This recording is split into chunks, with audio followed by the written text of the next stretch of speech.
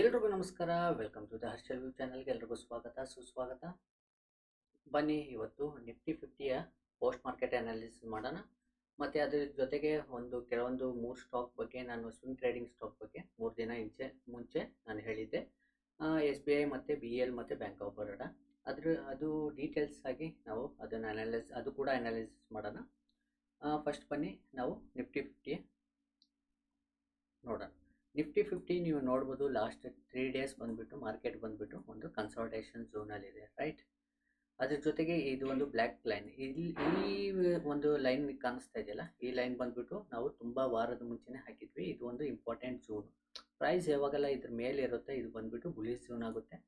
Price in case ಕೆಳಗಡೆ close ಆದಾಗ ಇದು ಬೇರಿಶ್ ಝೋನ್ ಆಗುತ್ತೆ. ಇವಾಗ ಮಾರ್ಕೆಟು ಪ್ರೆಸೆಂಟ್ ಮಾರ್ಕೆಟ್ ಬಂದುಬಿಟ್ಟು ನೆಗೆಟಿವ್ ಝೋನಲ್ಲೇ ಇದೆ. ಓಕೆ, ಅದೇ ಕಾರಣಕ್ಕೆ ನಾನು ಮುಂಚೆನೇ ಹೇಳಿದ್ದೆ, ಕೆಲವೊಂದು 2 ದಿನ ಮುಂಚೆ ನಾವು ಬಂದುಬಿಟ್ಟು SBI ಮತ್ತು BEL ಮತ್ತು bank of Baroda swing trading purchase ಮಾಡಿದ್ರು ಕೂಡ ನಮ್ಮ ಲಾಟ್ ನಮ್ಮ ಪೊಸಿಷನಲ್ ಸೈಜಿಗೆ ಬಂದುಬಿಟ್ಟು ಸ್ವಲ್ಪ ಕಡಿಮೆ ಇರುತ್ತೆ, ಮತ್ತು ಸ್ಟ್ರಿಕ್ಟ್ಲಿ ನಾವು ಸ್ಟಾಪ್ ಲಾಸ್ ಹಿಟ್ ಆಗೋ ಚಾನ್ಸಸ್ ಕೂಡ ಹೆಚ್ಚಿರುತ್ತೆ.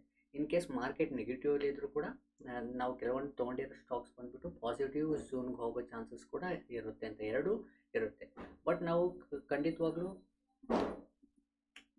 ಸ್ಟಾಪ್ ಲಾಸ್ ಇಟ್ಟು ಏನಕ್ಕೆ ಟ್ರೇಡ್ ಮಾಡ್ತೀವಿ ಅಂತಂದರೆ, ಸ್ಟಾಪ್ ಲಾಸ್ ಇಲ್ಲದೆ ನಾವು ಟ್ರೇಡ್ ಮಾಡೋದ್ರಿಂದ ನಮಗೆ ರಿಸ್ಕ್ ಹೈ ಇರುತ್ತೆ. ಆ ಕಾರಣಕ್ಕೋಸ್ಕರ ಮ್ಯಾಂಡೇಟ್ರಿ ನಾವು ಸ್ಟಾಪ್ ಲಾಸ್ ಇಟ್ಟು ನಾವು ಟ್ರೇಡ್ ಮಾಡೋದು ತುಂಬ ಇಂಪಾರ್ಟೆಂಟ್ ಆಗುತ್ತೆ. ಇದು ಬಂದುಬಿಟ್ಟು ಈಕ್ವಿಟಿಯಲ್ಲಿ ನಾವು ತೊಗೊಂಡಿರೋದು. ಈಕ್ವಿಟಿಯಲ್ಲಿ ತೊಗೊಂಡಿದ್ರು ಕೂಡ ಸ್ವಿಂಗ್ ಟ್ರೇಡಿಂಗಿಗೆ ಸ್ಟಾಪ್ ಲಾಸ್ ಮ್ಯಾಂಡೇಟ್ರಿ ಇದ್ದೇ ಇರುತ್ತೆ. ಇನ್ ಕೇಸ್ ಆ ಝೂನಿಂದ ಕೆಳಗಡೆ ಹೋದಾಗ ನಾವು ಮತ್ತೆ ಅವರೇಜ್ ಮಾಡೋಕ್ಕೆ ನಾವು ಬಂದುಬಿಟ್ಟು ಲಾಂಗ್ ಟರ್ಮ್ ಇನ್ವೆಸ್ಟ್ಮೆಂಟಿಗೆ ನಾವೇನು ಇನ್ವೆಸ್ಟ್ ಮಾಡಿಲ್ಲ. ಇಲ್ಲಾಂದರೆ ಲಾಂಗ್ ಟರ್ಮ್ ಇನ್ವೆಸ್ಟ್ಮೆಂಟಿಗೆ ಇದು ಒಂದು fundamental stocks, very strong stocks, ನಾವು ಯಾವಾಗ ಬೇಕಾದ್ರೂ ಈ ಸ್ಟಾಕಲ್ಲಿ ಇನ್ವೆಸ್ಟ್ ಮಾಡ್ಬೋದು. ಬಟ್ ನಾವು ಲಾಂಗ್ ಟರ್ಮ್ ಅಲ್ಲದೆ ಶಾರ್ಟ್ ಟರ್ಮ್ಗೆ ಮತ್ತು ಸ್ವಿಂಗ್ ಟ್ರೇಡಿಂಗಿಗೆ ಇಲ್ಲ ಮೂಮೆಂಟಿಂಗ್ ಟ್ರೇಡಿಂಗಿಗೆ ಯಾವಾಗಲಾದರೂ ನಾವು ಎಂಟ್ರಿ ತೊಗೊಳಂಗಿದ್ರೆ ಖಂಡಿತವಾಗ್ಲೂ ನಾವು ಸ್ಟಾಪ್ ಲಾಸ್ ಇಡಬೇಕಾಗುತ್ತೆ. ಇಲ್ಲಾಂತಂದರೆ ನಾವು ಮಾರ್ಕೆಟಲ್ಲಿ ಇರಲ್ಲ. ಓಕೆ, ಮಾರ್ಕೆಟು ಯಾವಾಗಲೂ ಇರುತ್ತೆ.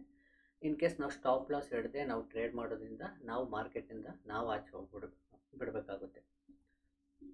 ಬನ್ನಿ ಇವಾಗ ನಿಫ್ಟಿ 50 ವೆರಿ ಇಂಪಾರ್ಟೆಂಟ್ ಝೋನಲ್ಲಿದೆ.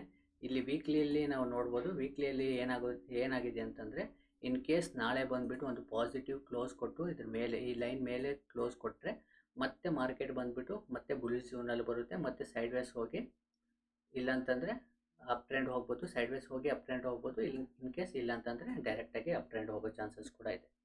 ಓಕೆ, ಅದೇ ರೀತಿ ಡೈಲಿಯಲ್ಲಿ ನೋಡಿದ್ರೆ, ಡೈಲಿಯಲ್ಲಿ ಬಂದುಬಿಟ್ಟು ಈ ಬ್ಲ್ಯಾಕ್ ಕಲರ್ ಲೈನ್ ಇದೆಯಲ್ಲ, ಇದು ಒಂದು ವೆರಿ ಸಪೋರ್ಟ್ ಲೈನ್ ಆಗಿದೆ. ಇನ್ ಕೇಸ್ ಈ ಬ್ರೇಕ್ ಮಾಡಿದ್ರೆ ಒಂದು ಇಂಟ್ರಾಡೇಲಿ ಮತ್ತೆ ಸೆಲ್ಲಿಂಗ್ ಪ್ರೆಷರ್ ಬರೋ ಚಾನ್ಸಸ್ ಇದೆ ಡೌನ್ ಸೈಡಲ್ಲಿ. ಇನ್ ಕೇಸ್ ಮತ್ತೆ ಮಾರ್ಕೆಟ್ ಇಲ್ಲಿಗೆ ಬಂದು ಇದ್ರ ಒಳಗಡೆನೆ ಕ್ಲೋಸ್ ಕೊಟ್ಟರೆ, ಇನ್ ಕೇಸ್ ಇಲ್ಲಿ ಒಂದು ರೆಸಿಸ್ಟೆನ್ಸ್ ಮತ್ತೆ ತೊಗೊಂಡ್ರೆ ಮತ್ತೆ ಫಾಲ್ ಆಗೋ ಚಾನ್ಸಸ್ ಕೂಡ ಅತಿ ಹೆಚ್ಚಿದೆ. ಈ ಝೂನ್ ಮೇಲೆ ಬರೋವರೆಗೂ ನಾವು ಪಾಸಿಟಿವ್ ಥಿಂಕ್ ಮಾಡ್ಬಾರ್ದು. ಇದು ಬಂದುಬಿಟ್ಟು ನೋ ಟ್ರೇಡಿಂಗ್ ಝೂನ್ ಇರುತ್ತೆ. ನೋ ಟ್ರೇಡಿಂಗ್ ಝೋನ್ ಅಂತಂದರೆ ನಾಟ್ ಇನ್ ಇಂಟ್ರಾಡೇ, ಇದು ಬಂದುಬಿಟ್ಟು ಒಂದು ಸ್ವಿಂಗ್ ಪರ್ಪಸ್ಗಾಗಿ ಇಲ್ಲಿ ಬಂದುಬಿಟ್ಟು ನೋ ಟ್ರೇಡಿಂಗ್ ಅನ್ನೋದು ಇದು ಬಂದುಬಿಟ್ಟು ನಾವು ಗೆಸ್ ಮಾಡೋಕ್ಕಾಗ್ತಾಯಿಲ್ಲ. ಇದ್ರ ಮೇಲೆ ಹೋದರೆ ಬುಲಿಶ್ ಆಗುತ್ತೆ. ಆಲ್ರೆಡಿ ಮಾರ್ಕೆಟ್ ಬೇರಿಶ್ ರೇಂಜಲ್ಲಿದೆ. ಇನ್ ಕೇಸ್ ಒಂದು ಟ್ರೆಂಡ್ ಬರಬೇಕಂತಂದರೆ ಈ ಝೋನ್ ಇದೆಯಲ್ಲ, ಈ ಝೋನ್ನ ಬ್ರೇಕ್ ಮಾಡಿ ಕೆಳಗಡೆ ಹೋದರೆ ಮತ್ತೆ ಡೌನ್ ಸೈಡಲ್ಲಿ ಒಂದು ಟ್ರೆಂಡ್ ನೋಡ್ಬೋದು. ಮತ್ತು SBI ಬಂದುಬಿಟ್ಟು ಇಲ್ಲಿ 23ನೇ ತಾರೀಕು ನಾನು ನಿಮಗೆ ವಿಡಿಯೋ ಹಾಕಿದ್ದೆ. ಇಲ್ಲಿ ಬಂದುಬಿಟ್ಟು ಒಂದು ಸ್ವಿಂಗಿಗೆ ಇದು ಒಂದು ಆಪರ್ಚುನಿಟಿ ಇರೋ ಸ್ಟಾಕ್ ಅಂತ, ಇದು ಕೆಳಗಡೆ ಲೋಗೆ ಸ್ಟಾಪ್ ಲಾಸ್ ಇಟ್ಟಿದ್ವಿ. ಇದು 24ನೇ ತಾರೀಕು ಬಂದುಬಿಟ್ಟು ಸ್ಟಾಪ್ ಲಾಸ್ ಇಟ್ಟಾಗಿದೆಯಾ ಅಂತಂದರೆ ಇಲ್ಲ. ಓಕೆ, ಇಲ್ಲಿ ನೋಡ್ಬೋದು ಇದ್ರ ಲೋ ನೋಡಿ, ಈ ಕ್ಯಾಂಡಲ್ 20ನೇ ತಾರೀಕು ಲೋ ನೋಡಿ 810 ಇದೆ. 810 ಇರುವಾಗ ನಾವು ಏನು ಮಾಡ್ತೀವಿ ಅಂತಂದರೆ ಸೇಮ್ ಪ್ರೈಸಲ್ಲಿ ಸ್ಟಾಪ್ ಲಾಸ್ ಇಡಲ್ಲ. ಇದು ಒಂದು ಇಂಪಾರ್ಟೆಂಟ್ ಲೆವೆಲ್ ಇರೋದ್ರಿಂದ ನಾನೇನು ಮಾಡಿದೆ, ಇಲ್ಲಿ 809ಕ್ಕೆ ಸ್ಟಾಪ್ ಲಾಸ್ ಇಟ್ಟಿದ್ದೆ. ಇಲ್ಲಿ ಎಕ್ಸಾಕ್ಟಾಗಿ ಈ ಕ್ಯಾಂಡಲ್ ಬಂದುಬಿಟ್ಟು ಏನಾಗಿದೆ, 809.20ಕ್ಕೆ ಬಂದಿದೆ. ನಮ್ಮ ಸ್ಟಾಪ್ ಲಾಸ್ ಇಟ್ಟಾಗಿಲ್ಲ. ಯಾಕಂದರೆ ಬೆಳಗ್ಗೆ ಬಂದುಬಿಟ್ಟು ನಾವು ಸ್ಟಾಪ್ ಲಾಸ್ ಇಡ್ತೀವಿ, ಮತ್ತು ಈವ್ನಿಂಗ್ ಬಂದುಬಿಟ್ಟು ನಾವು ಅಲರ್ಟ್ ಇಟ್ಟಿರ್ತೀವಿ. ಇನ್ ಕೇಸ್ ಫರ್ದರ್ ಹೋಗೋಗಿದ್ರೆ ನಾವು ಎಂಟ್ರಿ ತೊಗೊಳ್ತೀವಿ. ಈವ್ನಿಂಗ್ ಟೈಮಲ್ಲಿ ಎಂಟ್ರಿ ತೊಗೊಳ್ತೀವಿ, ಮಾರ್ನಿಂಗ್ ಟೈಮಲ್ಲಿ ಸ್ಟಾಪ್ ಲಾಸ್ ಇಡ್ತೀವಿ. ಮತ್ತು ಇವತ್ತೇನಾಗಿದೆ, ಇವತ್ತು ಒಂದು ನಮ್ಮ ಬ್ರೇಕ್ ಇವನ್ಗೆ ಬಂದರೂ ಕೂಡ ಇಲ್ಲಿ ಬಂದುಬಿಟ್ಟು ಇವತ್ತು ನಮ್ಮ ಸ್ಟಾಪ್ ಲಾಸ್ ಹಿಟ್ ಆಗೋಯ್ತು. ಓಕೆ, ಸ್ಟಾಪ್ ಲಾಸ್ ಹಿಟ್ ಆಗೋಯ್ತು. ಸ್ವಿಂಗ್ ಟ್ರೇಡಿಂಗಿಗೆ ಸ್ಟಾಪ್ ಲಾಸ್ ತೊಗೊಂಡು ಆಚೆ ಬಂದಾಯಿತು. ಇನ್ ಕೇಸ್ ನಾಳೆ ಬಂದುಬಿಟ್ಟು ಇದೇ ಪ್ರೈಸು ಇಲ್ಲೇ ಕ್ಲೋಸ್ ಆದರೆ ಸ್ವಿಂಗ್ ಟ್ರೇಡಿಂಗಿಗೆ ನಾವು ತೊಗೊಂಡಿರೋ stocks same S B I ಏನಾಗುತ್ತೆ ಮೂಮೆಂಟಿಂಗ್ ಟ್ರೇಡಿಂಗಿಗೆ ತಗೊಳ್ಳೋ ಥರ ಆಗ್ಬೋದು.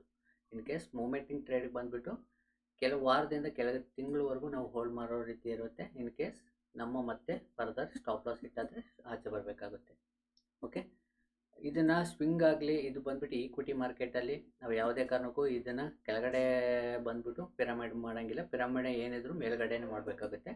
ನೆಕ್ಸ್ಟು ಬಿ ಎಲ್ ಬಂದುಬಿಟ್ಟು ಸ್ವಿಂಗಲ್ಲಿ ಯಾವುದೇ ರೀತಿಯ ತೊಂದರೆ ಇಲ್ಲ, ನಮ್ಮ ಸ್ಟಾಪ್ ಲಾಸ್ ಇಟ್ಟಾಗಿಲ್ಲ, ನಾವು ಹೋಲ್ಡ್ ಮಾಡ್ತೀವಿ. ಇನ್ ಕೇಸ್ ವೀಕ್ಲಿ ಬಂದುಬಿಟ್ಟು ಇದೇ ಪ್ರೈಸಲ್ಲಿ ನಾಳೆ ಬಂದುಬಿಟ್ಟು ಏನು ಮೂವ್ಮೆಂಟ್ ಇಲ್ಲದೆ ಇದೇ ಪ್ರೈಸಲ್ಲಿ ಆದಾಗ ಸ್ವಿಂಗ್ ಟ್ರೇಡಿಂಗ್ ಇರುತ್ತೆ. ಅದ್ರ ಜೊತೆಗೆ ಮೂವ್ಮೆಂಟಿಂಗ್ ಟ್ರೇಡಿಂಗ್ಗೋಸ್ಕರ ಕೆಲವೊಂದು ಶೇರ್ಸ್ನ ಇಲ್ಲಿ ಬೈ ಮಾಡೋ ಆಪರ್ಚುನಿಟಿ ಇದೆ ಭಾರತ್ ಎಲೆಕ್ಟ್ರಾನಿಕ್ಸಲ್ಲಿ.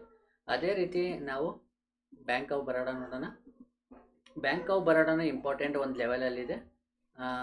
ಇದು ಕೂಡ ನಮ್ಮ ಸ್ಟಾಪ್ ಲಾಸ್ ಇಟ್ಟಾಗಿಲ್ಲ. ಇನ್ ಕೇಸ್ ನಾಳೆ ಇದೇ ಲೆವೆಲಲ್ಲಿ ಕೂಡ ಕ್ಲೋಸ್ ಆದರೆ ಇದರಲ್ಲಿ ಕೂಡ ಮೂಮೆಂಟಿಂಗ್ಗೆ ಇನ್ವೆಸ್ಟ್ ಮಾಡೋ ಆಪರ್ಚುನಿಟಿ ಇದೆ. ಮೂಮೆಂಟಿಂಗ್ ಅನ್ನೋದು ಕೆಲವು ವಾರ ವೀಕ್ವರೆಗೂ ಹೋಗುತ್ತೆ, ಇಲ್ಲ ಅಂತಂದರೆ ಕೆಲವು ತಿಂಗಳವರೆಗೂ ಮಂತ್ವರೆಗೂ ಹೋಗೋ ಚಾನ್ಸಸ್ ಇರೋದ್ರಿಂದ ನಾವು ಮೂಮೆಂಟಿಂಗ್ ಟ್ರೇಡಿಂಗ್ ಅಂತೀವಿ. ಸ್ವಿಂಗ್ ಬಂದುಬಿಟ್ಟು 1 ರಿಂದ 5 ದಿನ ಒಳಗಡೆ ನಾವು ಟ್ರೇಡ್ ಮಾಡೋದನ್ನ ಸ್ವಿಂಗ್ ಟ್ರೇಡಿಂಗ್ ಅಂತೀವಿ. ಓಕೆ, ಈ ಪ್ರತಿಯೊಂದು ಕ್ಯಾಶ್ ಮಾರ್ಕೆಟ್ ಇರೋದ್ರಿಂದ ಇಲ್ಲಿ ನೋಡಿ, ಇಲ್ಲಿ ಒಂದು ವೇಳೆ ಮಾರ್ಕೆಟ್ ನಾಳೆ ಬಂದ್ಬಿಟ್ಟು ಹಿಟ್ ಆಗೋಯ್ತು ಅಂದ್ಕೊಳ್ಳಿ, ಇಲ್ಲಿ ನಾನು ಎಕ್ಸಿಟ್ ಮಾಡಿದೆ, ಇಲ್ಲಿ ಹೋಗಿ ಬೈ ಮಾಡ್ತೀನಿ ಅಂತ ಅಂದ್ಕೊಳ್ಳಿ, ಮತ್ತೆ ನಾಳೆ ಇನ್ನೊಂದು ದಿನ ಹೋಗಿ ಮತ್ತೆ ಕೆಳಗಡೆ ಹೋಗುತ್ತೆ, ಮತ್ತೆ ಸ್ವಲ್ಪ ಮೇಲೆ ಹೋಗುತ್ತೆ, ಮತ್ತೆ ಇಲ್ಲಿ ಹೋಗಿ ಬೈ ಮಾಡ್ತೀನಿ ಅಂದ್ಕೊಳ್ಳಿ, ಮತ್ತೆ ಇನ್ನೂ ಕೆಳಗಡೆ ಹೋಗೋ ಚಾನ್ಸಸ್ಸು ಅತಿ ಹೆಚ್ಚಿರೋದ್ರಿಂದ ಯಾವಾಗಲೂ ಸ್ಟಾಪ್ ಲಾಸ್ ನಾವು ಮೇಂಟೈನ್ ಮಾಡಿದಾಗ ಸ್ಟಾಪ್ ಲಾಸ್ನ ತೊಗೊಂಡು ನಾವು ಆಚೆ ಬರೋದು ತುಂಬ ಮುಖ್ಯ ಆಗುತ್ತೆ. ಒಂದು ವೇಳೆ ಈ ವಿಡಿಯೋ ನಿಮ್ಗೆ ಇಷ್ಟ ಆಗಿದ್ದರೆ ಲೈಕ್ ಬಟನ್ ಪ್ರೆಸ್ ಮಾಡ್ಕೊಳ್ಳಿ, ಮತ್ತು ಶೇರ್ ಮಾಡಿ, ಸಬ್ಸ್ಕ್ರೈಬ್ ಮಾಡ್ಕೊಳ್ಳಿ. ಮತ್ತು ಇನ್ನೊಂದು ವಿಡಿಯೋದಲ್ಲಿ ಇದೇ ರೀತಿ ಇನ್ನೊಂದು ವಿಡಿಯೋದಲ್ಲಿ ಸಿಗೋಣ. ಎಲ್ರಿಗೂ ನಮಸ್ಕಾರ, ಧನ್ಯವಾದಗಳು.